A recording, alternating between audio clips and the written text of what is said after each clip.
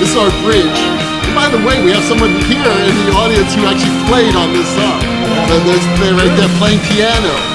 Awesome. Yes, and he's playing bass and guitar. Go, Steve! Hey, this is Steve in Las Vegas, Nevada. It's Sunday afternoon, almost happy hour at LDI, my friends, and you are listening to Light Talk.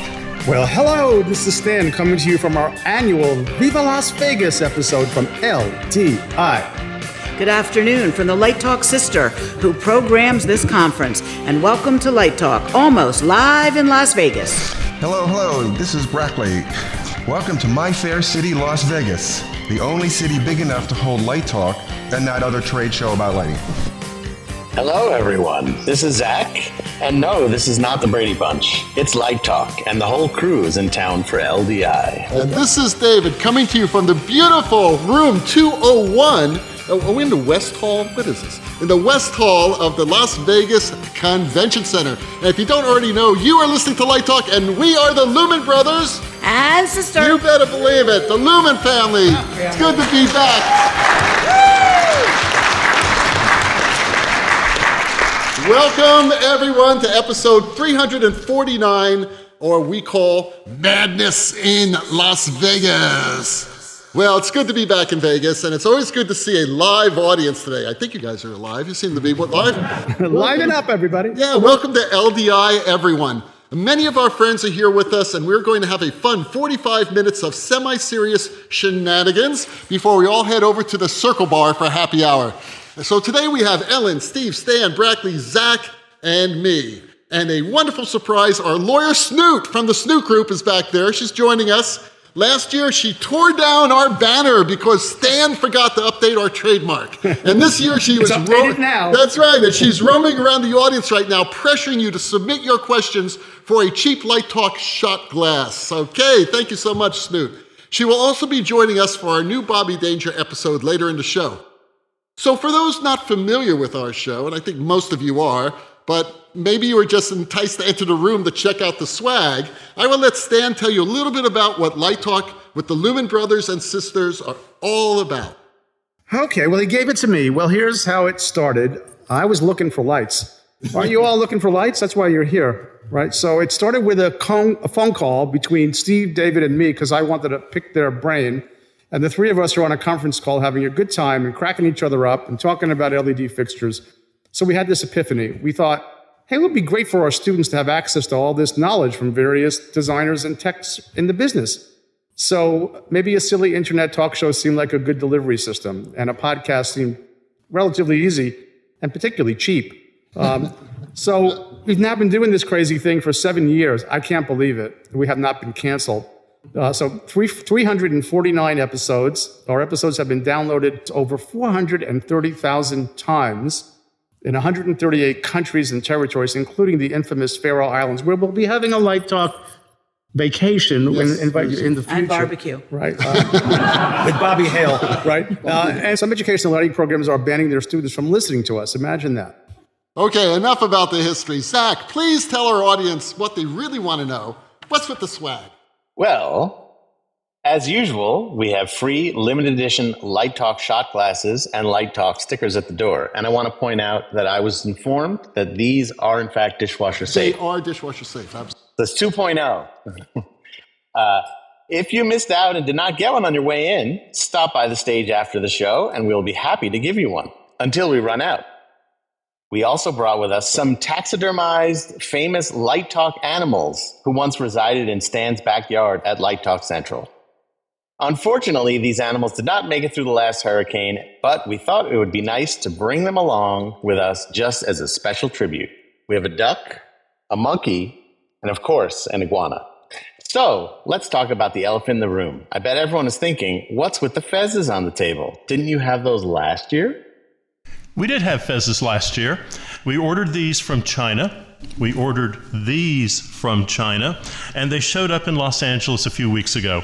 So now we have 5 more limited edition collector's item Light Talk fezzes sitting on the table to be awarded to the audience members who are fortunate enough to have their questions picked randomly out of the ice bucket David stole from the Westgate Hotel. Please print your name on your question on the index card you received at the front desk. Our lawyer, Snoot, is presently walking around the room with the stolen ice bucket collecting your questions. She will then bring them up to the table. If you're late, you can come up to the table and drop a question off. Anyhow. We will then reach into the ice bucket and randomly pick a question out of it. A little advice. If you happen to wrap your question in a $20 bill, we'll get it sooner. In any case, if your question is chosen, then you will come up here and choose one of these beautiful fez. One of the fez has a secret code on it. At the end of the show, we will announce what the code is. If your fez has it, then you will win a free appearance as Lumen Brother or Sister of the Day, meaning that you will be a guest host for one of our episodes. Talk about instant fame. In addition, you will win one of our stiff friends here to take home for your pleasure. I am sure your dog will love him. Okay? So, let's get started. Stan, please pick the first question. I'm looking for 20s. You're not going to get any. I don't see any 20s. No. Right. There are no names, so if you hear your question, please identify Like the yourself. bottom feeders. Yeah. But if you don't like the answer, you don't have to identify yourself. This is actually pretty funny. I don't know if we can answer this. Why do sound people talk so much? Whose question is that? All right, what's your name, sir? Michael. Well, first of all, come up here and grab a fez. All right, choose whatever fez you want. All right, whatever one. You've got 5 here to choose. Pick wisely. There you go. All right, choose wisely. Very good, Michael. Thank you. Where are you from, Michael? Stratford, Ontario, a Canadian. All right, international. Yeah, I love Canadians. Are you a sound guy? Is anybody here a sound guy? Or gal? Oh, identify yourself, sir. What's your name? Good, nice to meet you, Colin. Thanks for coming in here and crashing our lighting party. All right, now go ahead and answer the question, Stan. Well, I don't know if it's true, the premise, but let's assume that it is. So if it is true that sound people talk a lot, so much, I would venture that they like to hear themselves talk and then analyze the quality of the voice. Colin, what do you think? We're going to let you judge. I think Phil would have to. Oh, He's saying I'll talk more than he does. oh, wait a second. So you work with Phil? Oh, my God. We're sorry to hear that. All right. Philip Powers, of course. A former assistant of mine and now a big, Wait, big I want to retract my answer. Okay, go ahead. I don't think that's right. I think probably they don't talk so much. I think they probably like to be quiet so they can hear other people talk. Isn't that the job? Is to make other people... They're not listening designers. They're sound designers. listening to others and making them sound crisp and clean and clear. I will say that, I'm sure anybody here who's ever been in any kind of production meeting has heard the phrase, nothing for the group. Right? And we all know that no matter how much nothing there is for the group, that there's always going to be somebody who has something they think is for the group that is not for the group. And so maybe the person asking that question thought that might be the sound designer. I'm calling you Bumpkus on this. You're absolutely right. You may have noticed on this stand a lot of microphones and a mixer and headphones. This is decoration. So when we came in, doing nothing. That's true. I said, are we using these? And the audio man spent a good 10, 12 minutes explaining why we couldn't use them. It's a closed system for recording only. It can't be broadcast into the house. But he went into detail. I mean, about networks. And it just went on and on and on. And I said, so really the answer is no. And he went, well, I could have said no, but I want to explain to you. Well, I was trying to be nice. So Okay, the next question is, Ellen, why go pick out the question? Dig deep, baby, dig deep. There you go. Ooh, that's a 50. Wow. Okay. What was your favorite part of being a mentor/prof? Professor. So whose question is that? Okay, let's, oh, great. Come on up. I know who you are. Wait a second. Wait. Kelsey, can you tell them who you are? I'm Kelsey. I was one of David's undergrad students, and he taught me everything that I know. He's the best mentor that I've ever had, and he's an amazing human being. You guys all be jealous of the fact that I got to be his Is there 50 in that hat? There's a 50 in the house. Thank you, darling. That answered the question. Thank you. How do we follow that? I don't know. So Steve, go ahead. Oh, no. I'm embarrassed. Go ahead, David. What, me? Yeah. Oh, my favorite part of being a mentor, this is easy because I can have students like Kelsey. It's really simple. I mean, really, the relationships that you form as a mentor, especially whether grad or undergrad, it really doesn't matter, are just the most important thing in life. Because, as a teacher, we're helping other human beings. And I think that's really what the rewarding thing about being a teacher is. And when you have a student, like several of my students in here, in this room right now, that are curious and intellectually savvy and want to become better artists and critical thinkers, then that is really, to me, everything. So that's it. Thank you, Kelsey. Can I go? Yes. Because my answer just walked in the room. All right. It was like a cue. Can you two come down here? We're embarrassing people now, okay? Because I didn't have an answer, but I love David's answer, but this just happens. Life is funny. So when I got here today, I guess if you're asking me what's my favorite part, that's really hard. So let's just be in the moment. I walked in today, and 3 of my alumni, I don't know how you found me. You did. You found me in the lobby. And one of them was giving a presentation, Professor Ryan Bible, right? And Topher Sturmreiter, programmer, designer extraordinaire, and one other, Brian Lucier, who didn't walk in, but 2 of them walked in the room. And here they are doing what they do and seeing them do it and being the professionals that they are here at this national conference is the best reward, best paycheck I've ever gotten. So there's the answer right there, those 2 guys and others who are on the show floor. That's the best part of being a mentor is that's the accomplishment and that's the joy right there. I have to agree with that. It's I echo what Stan has said because my alums are around here too, and it's just fun to see them grow, fun to see them succeed. That's my favorite part about mentoring, exactly. Well, I agree. I mean, I can't top that. One of our alums is running the Battle of the Busk. Mm-hmm. He was the first prototype for the Hog Factor exam. So it's kind of fun now to see him 10 years later and his entourage and his company and what it's doing. Yeah, this is great. What a wonderful question that was, and it makes us feel good. But we're going to turn dark now. So Brackley gets to choose the next question. Go, Brackley. No money. He's looking. There's no 20s in there. We got them all. We got him. Oh boy. Tell a story about your best solution to a difficult/hilarious show experience. Whose question is that? Oh my God! Oh, Chucky. Please. Oh, look at this. She took a fez. She took the closest fez to her. What's your name, darling? I'm Jackie. Yes, we know Jack. She's an old friend of ours.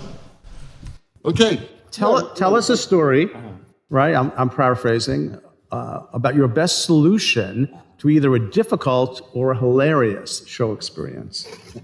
Sure. We talked on the show recently about the Broadway revival of Evita that I did, where the deluge curtain went off, and it would just been a paint call that day, actually.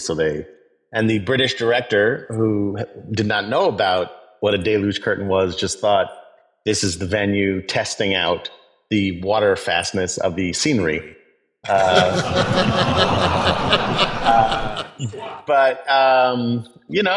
think that what we have learned in a lot of these things, and it's interesting because this has been something that I've been talking about at these kinds of masterclass since we had that very first projections masterclass in like 2005, which is like understanding the surface that you're lighting or projecting on, and that you don't want to make too much work for yourself. So like if I'm projecting onto a surface that's made out of bricks or wood or a sponge or something, then a 4K image is not going to look like a 4K image. And so I don't need to provide a 4K image, and I don't need to sit there for an hour while a 4K movie renders, because it's learning how to like dumb down your stuff so that it looks pristine to the audience.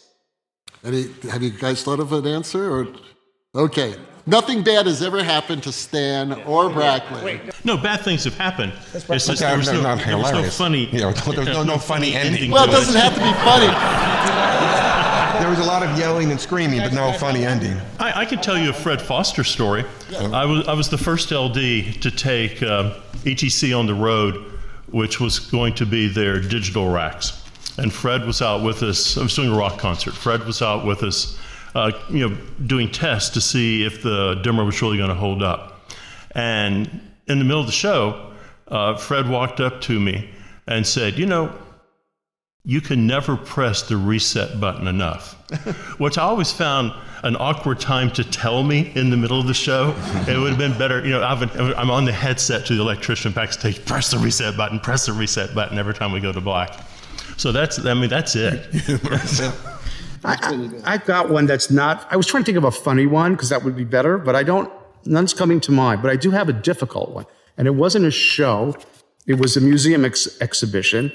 It was from Jerusalem. It was this stuff called the Cradle of Christianity. It was Judaism and Christianity and all these artifacts from Israel.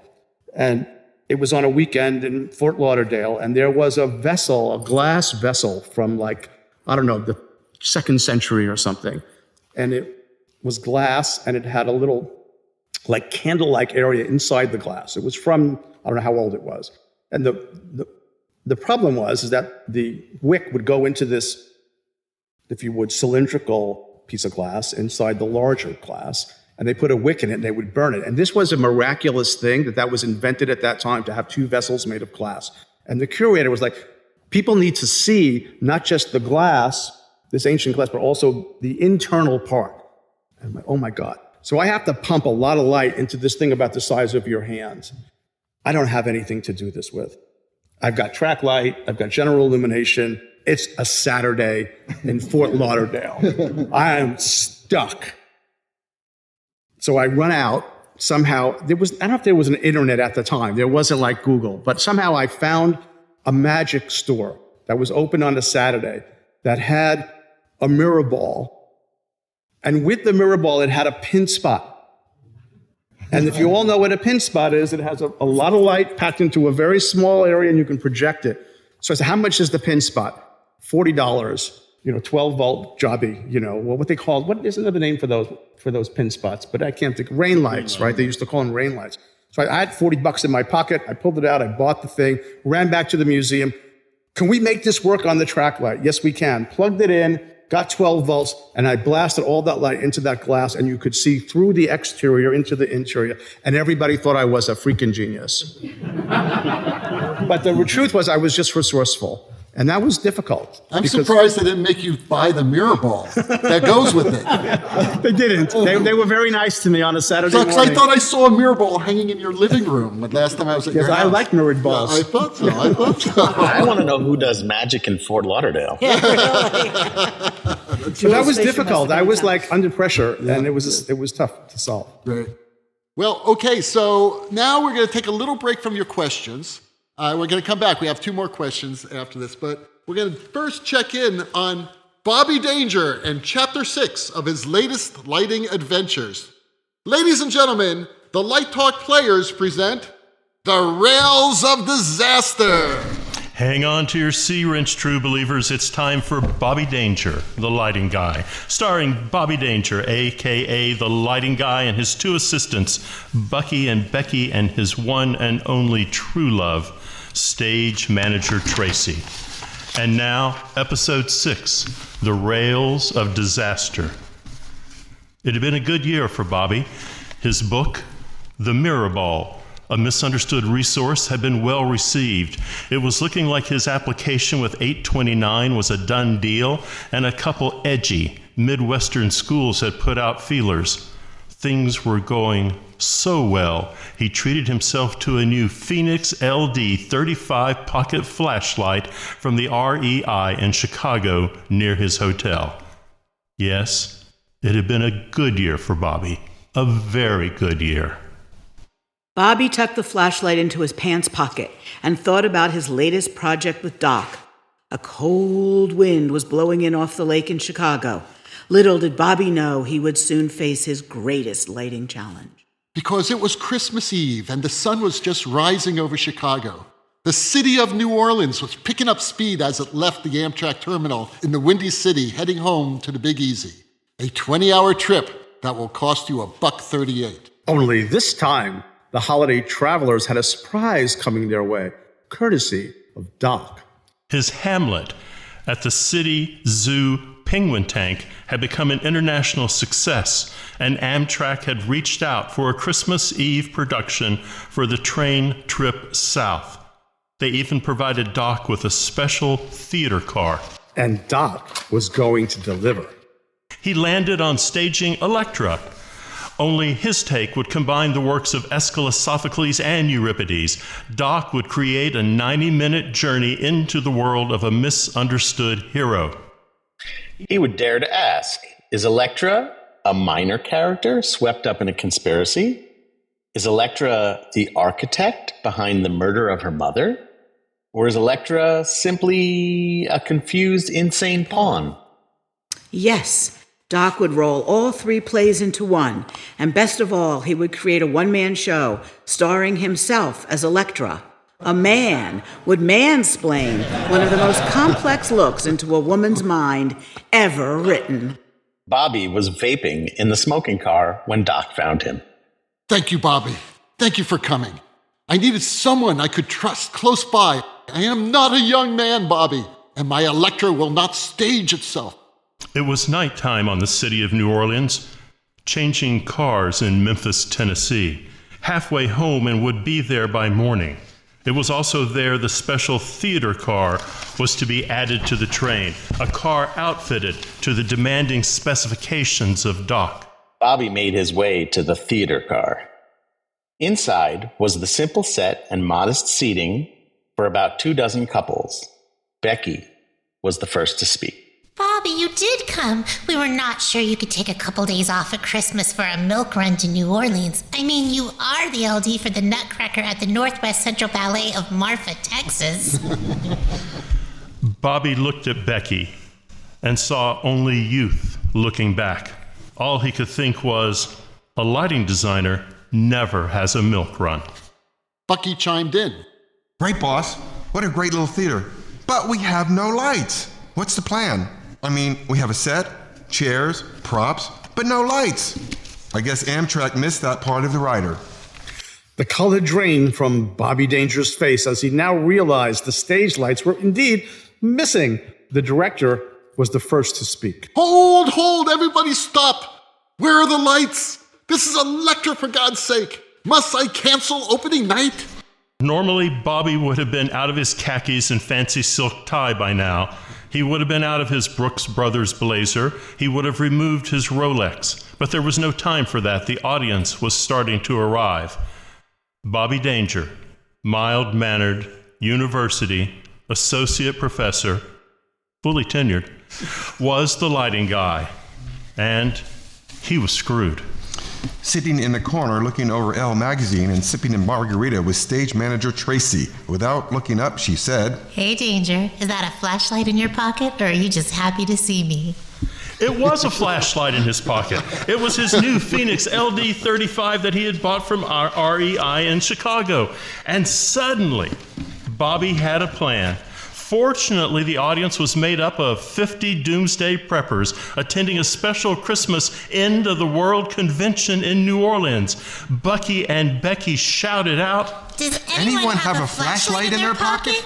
Bucky and Becky collected 103 flashlights and 72 headlamps. After a brief explanation of the task at hand, the audience became human follow spots lighting Doc as he provided a truly inspired performance of Elektra. Becky was heard to say, And just like that, the lighting guy saved the day.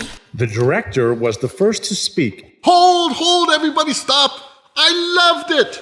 Of course, the club car is too small to hold the world of Elektra. And yet we had no lights. But you, the audience, became the burning sun, giving Elektra no peace, no hiding place, no mercy of darkness. We have each judged not only Elektra, but ourselves this Christmas Eve. And like Tiny Tim, each audience member will, when the curtain falls for the last time, think, God bless us, everyone. Bobby Danger called a team meeting, and Tracy was the first to speak. Good night, America. How are you? Don't you know me? I'm your native son. I'm the train they call the city of New Orleans. I'll be gone 500 miles by the day is done. Bobby Danger, the lighting guy, folks. Happy holidays wherever you may be. Back to Light Talk.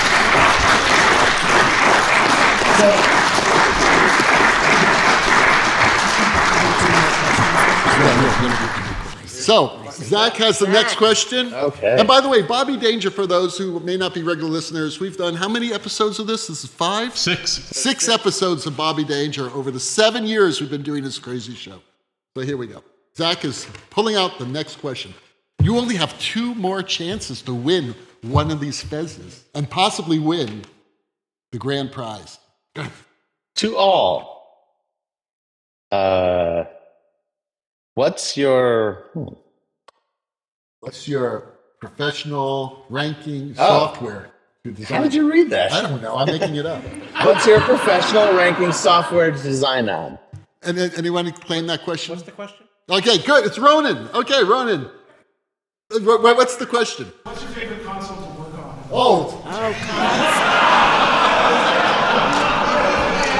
he was my student. What's in your and to design on definitely match what he said. That is. Come up here, Ronan. Come on up here. This is Roman Kilkelly, please. From the great state of Oregon.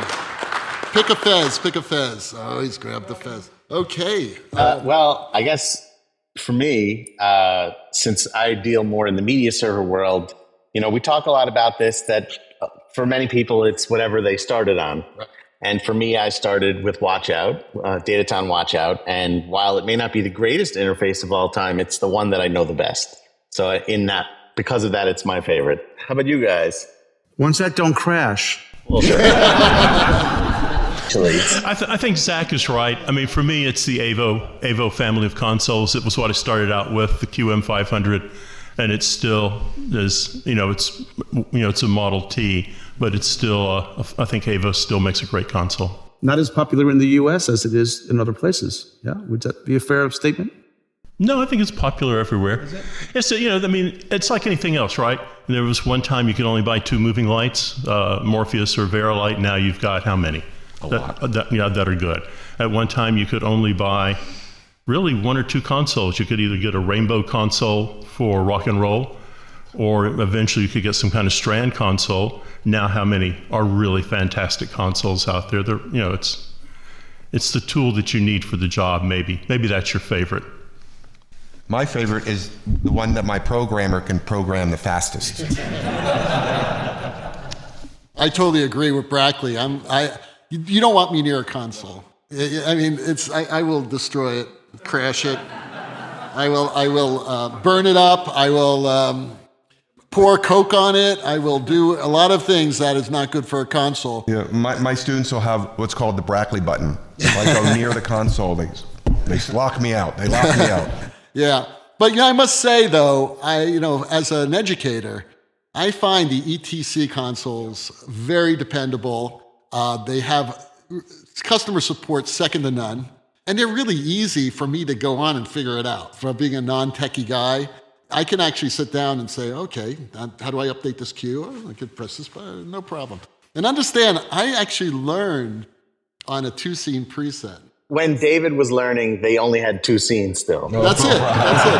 All shows, they hadn't figured out how to make a show with more than 2 yet. Exactly, 2 scenes up and down. But I was trained, I was fortunate when I taught at SMU, right before Steve did, we organized this amazing internship with Verilight for my students. And part of it was that we all got full training on the Artisan, on the very first Artisan, which was pretty much a great board and very simple to learn. But I don't know, I really have to go with ETC on this one. Okay, I'm going to say a favorite is nostalgia. Saltwater dimmer. Well, no, right? I'll just, Brackley made the point about a 10 scene. So let's go back to high school for us. 10 Strand Century, right? Great company, rank Strand, 10 scene preset, 64 dimmers, and in the basement, Thyrotron tubes. We had a tube bank. Yeah. And what was really cool about that console, it was a favorite in a sense, is that I think you had 5 presets, no, 10, and there were little buttons, and you could push, and there were 2 sets of 10, and you could push like preset 3 on the top row and preset 8 on the bottom row, and then you had a crossfader. But the cool thing about the crossfader was you could set it to like 10 minutes, and it had a little bicycle chain inside that moved the fader from the top to the bottom. Oh my God. Now that was really quite cool, and it was sort of a favorite in a sense. And then you could, what I really like to do is when we're doing really fast music, I could literally took my fingers across the 10 faders and just and busk on it, right? Early busking. So there's a memory there for me that's really quite nostalgic. And so favorites, if favorites are nostalgia, then there's that one. It's funny, in my undergraduate school, one of my classmates decided for his final project in lighting to create a saltwater dimmer. And he came out there with the tub of salt water, and he hooked up the the positive and negative mains to the company switch and put it down and almost blew up the whole theater. So anyway, we have the last question of the day. Pass this down, this stolen ice bucket down to the Steve, right? Oh, but by the way, since that came from the Westgate, if you're going to stay at the Westgate, make sure you wash your ice buckets before you use it. Thank you, and yes. All right. The episode with June Abernathy was fantastic. Lots of practical ideas to assist follow spot operators. Any thoughts on interviewing a few master electricians? Okay, who wrote that question? Please come up here and identify yourself and pick. You have no choice. There's only one Fez left. No, you have a choice of one. You're stuck with the last Fez. What's your name, sir? Greg Williams. Greg Williams. Where are you from? Glendale. Oh, that's L.A. That's right. I'm in Long Beach. Awesome. Great to have you here, Greg. That was a great episode. By the way, they're talking about an episode that was about 3 weeks ago. It was June, and it was all. What was the title of that one? Oh no, it was about the funny. It was a funny thing she said about. No, she wrote a book about the 10 greatest excuses for false spot operators, right. And it's pretty damn funny. So go ahead, Steve. No, the answer to your question is yes. Yes. We are trying to get master electricians on. The problem that we face is we don't have a very good database of really great master electricians. So that's what we're trying to pick people's brains on right now that we're interviewing with. Let's talk to the men and women who do the Super Bowl. Let's talk to the men and women who are on the Olympics or on major rock and roll or at, Lord C, B, A houses. So we're trying to compile a list of that. Send us names. Yeah. Excellent. We're going to do that. We promise in the next few weeks we're going to get somebody on the show. And if any of you have any suggestions for guests you'd like to see, please send us to us. Send it to us. Go onto our Facebook group page. It's called Light Talk, I think, and just say, hey, how about having so and so on the show? And that's happened quite a bit. Or just send us an email. It's great. The more we get from you all, the better. And that was our 5th question. You know what that means? What does that mean? It means it's time for us to see who will win the Lumen brother or sister of the day. Okay, so we did this last year, and I think our winner's in here, right? Yes, there he is. Yes, you were awesome on the show, by the way. So it was not a career. Stand up and tell everybody who you are, because it was just a great... Yes.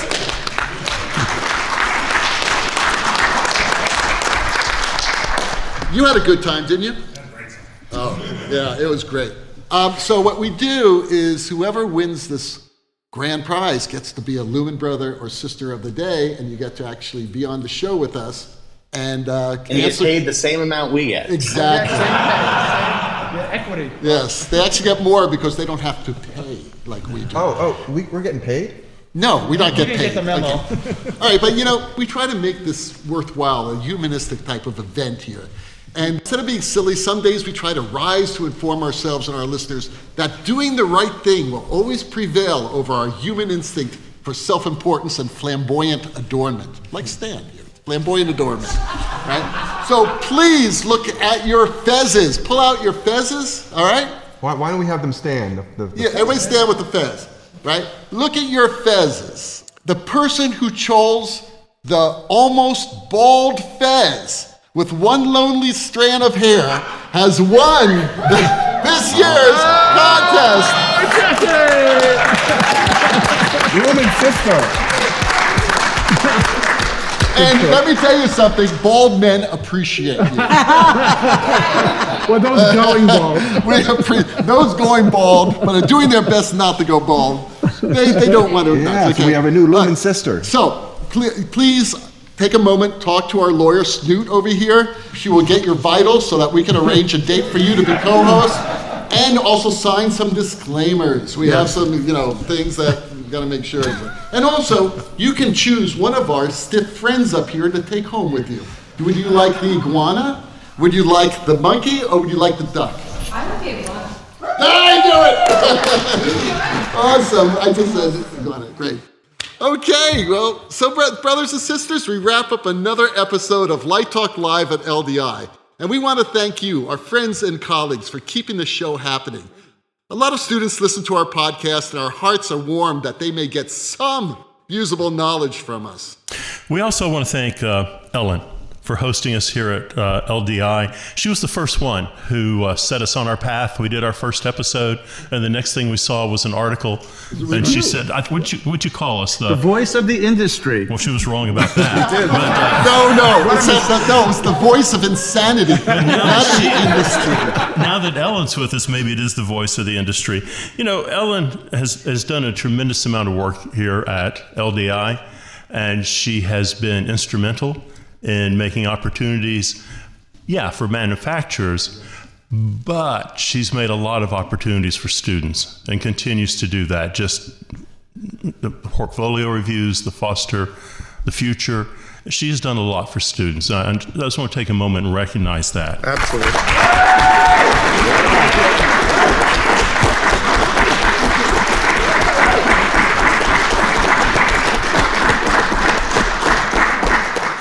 I just want to interject before you go any further, since I seem to have been out of the loop about the production electrician thing. While you guys were talking, I texted two. They both said yes, but one said he would only do it if he could appear as a puppet. We can do that. Well, the rocking sounds of the Luminoids tell us that once again you spent another afternoon listening to Light Talk. You can hear our show on just about every podcast site out there. Check out our website at lighttalk.org. And be sure to follow us on Facebook and subscribe to our podcast. That way you will not miss a second of Light Talk Insanity. No guarantee is offered regarding the accuracy of any statements or opinions made on this podcast. However, in the outside chance that you would decide to litigate us, where is she? The Snoot Group, with the legal team of Sparks, Burnout, and Chase, will defend us until our retirement funds are completely depleted. Light Talk is written and produced by the Lumen Brothers and Sister, coming to you from LDI 2023 in the heart of Sin City. And be sure to join us next week when we talk about more lighting shenanigans and serve you more of our casserole of nonsense. Light Talk, broadcasting questionable Lumen knowledge and humor around the world. So now, be sure to join us at the Circle Bar and enjoy your time at LDI. We'll see you all next Saturday morning. Bye-bye from Light Talk. Thank you, everybody, for coming.